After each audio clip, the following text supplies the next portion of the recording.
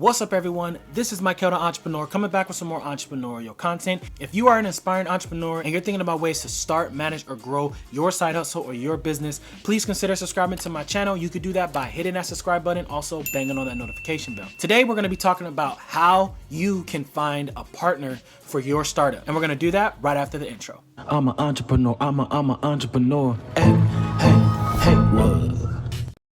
One of the biggest questions that I get in my DM from startup entrepreneurs is, when is it appropriate for you to bring on a partner, or how can you bring on a partner? So what I wanted to do is I wanted to create this video because I'm wearing a shirt. I'm wearing a SP Performing Arts. This is one of the businesses that I was actually just happy to be a part of, and I did have a partner for it. So I've been a side hustler for a very long time, and that just means I have been doing it on my own for a long time through my different side hustles. And then this was the first business where I actually had a lot more accountability, because having a partner, you know, everything has a little bit more weight to it.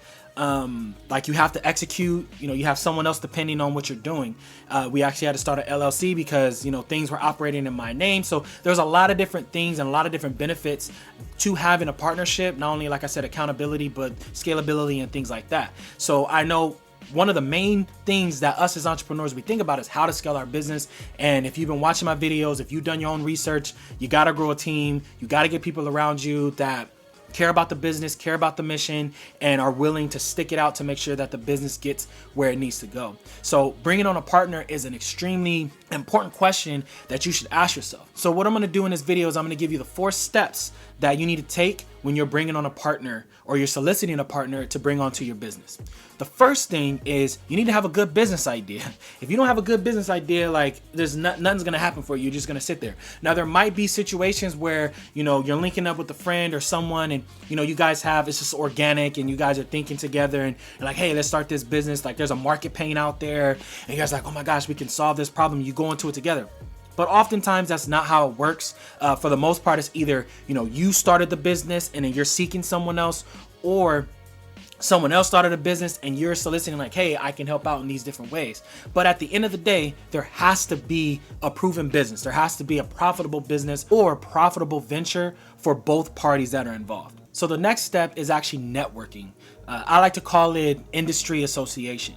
So you know you're doing something right if when people think of a certain product or an industry, they think of you. In my town, I've actually built a reputation as the guy that does graphics, really good graphics, and he also prints. So people automatically associate certain services with me. And when you start to build that network, or when you start to go out and make those conversations happen and you build that network of people, that's what starts to happen. When you start to repeat your 3-minute spiel, or when you talk about what your mission is and what you do and what your business does, when you do that enough times, people start to automatically associate you with certain things. You know, sometimes you might have business partners or business ventures come to you rather than you go out and seek them. But the biggest thing that I can't stress enough is networking. Get out there, talk to people. Obviously, COVID is different, but you know what? We've been doing this for over a year now. So the biggest thing for me is making sure that, you know, you adapt to what it is. So whether it be, you know, you attend virtual webinars or things like that to network with people, then do that. But put yourself in a situation where you are around like-minded people, or you're around people that seek the different services or products that you can provide them. And then once you do that, like I said, sometimes you'll actually have opportunities and things that actually come your way. So you have to network. The next thing is knowing what you need by knowing what you're not good at. One thing that I've learned as an entrepreneur is I really have to self-regulate and I have to self-assess. And there are certain things that I can do and there's certain things that I can't. One thing that I struggled with in the beginning of my business is I felt like I had to do everything. I wanted to control everything when it came to printing my shirts and embroidery and things like that. And then my mind opened because I was around other entrepreneurs that were doing it. And you have to be able to take inventory of what your bandwidth is. And knowing what you're not good at, to some people that is negative. To some people that's very difficult. But if you know what you're not good at, then you'll in return know what you need. You know how you can get your business where it needs to go. For example, overall, there's 2 different parts to a business or a successful business. There's the operations, and then there's the sales and the PR, right? And oftentimes, whenever you come across 2 partners, they're on a total opposite of that spectrum.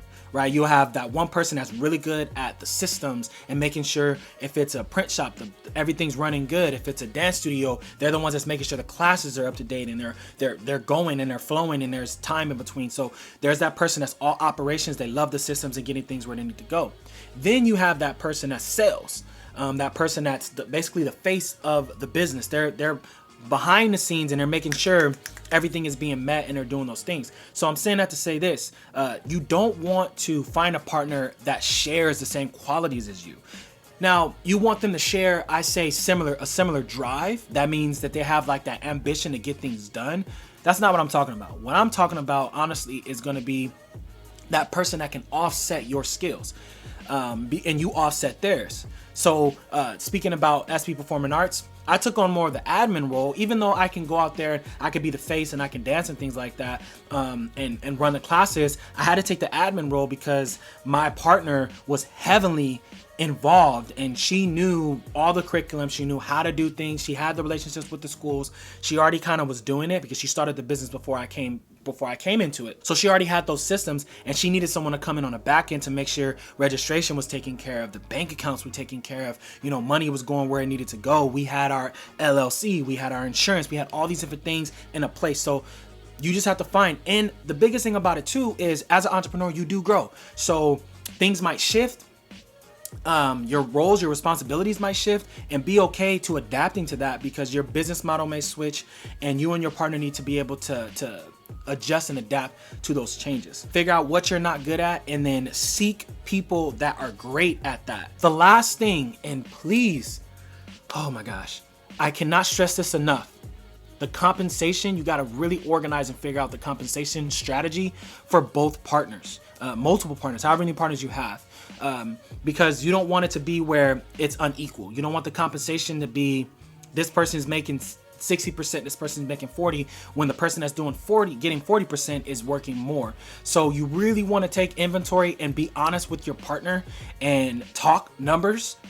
Always talk up your business so that when things happen, when you guys do grow, because that's what I want for any business owner, for your business to grow. When your business does start reaching those numbers and hitting those goals financially and revenue wise that you guys are planning to, then you guys know how you're going to divvy out that money. You know where the workload is going to go. You're going to know, all those different things. Also, when you are starting a partnership, it's really important for you guys to have contracts and documents and things because number one, it holds you accountable. It tells you what you need to do and what you're accountable for and what your partner's accountable for. Unfortunately, my partner ended up moving out of state. This is right before the pandemic, so it was tough. But the good thing about it is we already had those contracts and those things set up so that we talked about it. If someone were to depart from the business, what would happen? Because oftentimes we kind of look at things just wide-eyed and we're super happy and we're like, oh, my partner, we're just so amazing, we work well together. But things change once money starts coming in.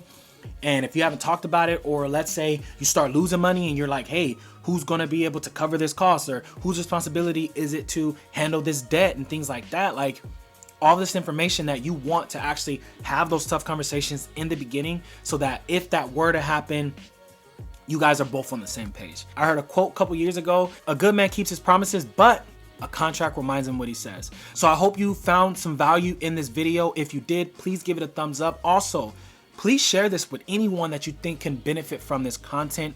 My goal is just to add value to everything that I do. If you guys are looking for different ways that you can improve your side hustle and get it where it needs to go, you guys can go onto my website. It is michaeltheentrepreneur.com/resources, where I have different formation tools. So if you've actually found a partner and you guys want to start an LLC, it has those formation documents on there. And if you are looking for someone to help you, get all of your marketing tools together, and you don't want to worry about that because there's a lot of other things you can worry about in your business. Like you need a logo, you want some shirts, you need, different business cards and things like that. That's what I'm here for. My website is ecg4u.com, and at checkout you can put in promo code ECG, and that'll give you 5% off of your first purchase, whether it be for a logo design or t-shirts, things that you're trying to do to help grow your business. On the screen there's a video that I think you would like. I really want you to check it out. I'll see you in that video.